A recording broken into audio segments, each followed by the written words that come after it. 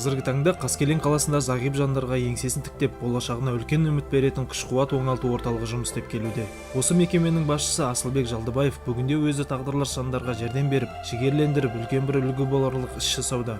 Жалпы бұл оңалту мекемесіне 30-ға жуық адам келіп ем алуда. Олардың көбі дерлік мүгедектерге арналған арбашада қозғалады екен. Бұл азаматтарға үйдің жертөлесінде орналасқан жаттығу залына баспалдақпен түсіп шығу қиындық туындатып жүрген.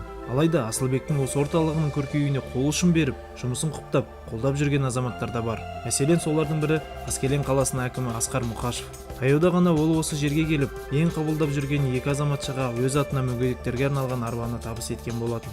Сол кезде жертөледе орналасқан мекемеге ұзын баспалдақтан түсіп, көп күш жұмсап жатқан жандарды көрген Асқар Өкенұлы автоматты көтергішті сыйға тартты.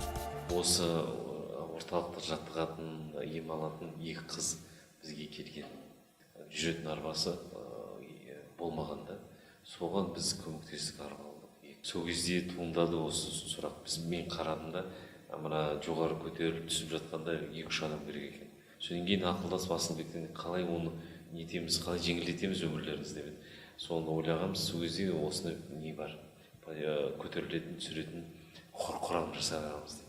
Содан кейін біз ақылдасып, қаражатын қарастырып, осы бірге осы жерде істейтін жігіттермен бәрімен қаражат жағынан көмектесіп бірге жасадық соны. Бұл азаматтың көмегіне орталықтың басшысы Асылбек ризашылығын білдіруде. Осы біздің әкімі жақсы көмек берді. Алдын бір келіп кеткен көмегімізбен жаңа айтамыз. Бұл көмегімен осы нені салып көмектесті бізге.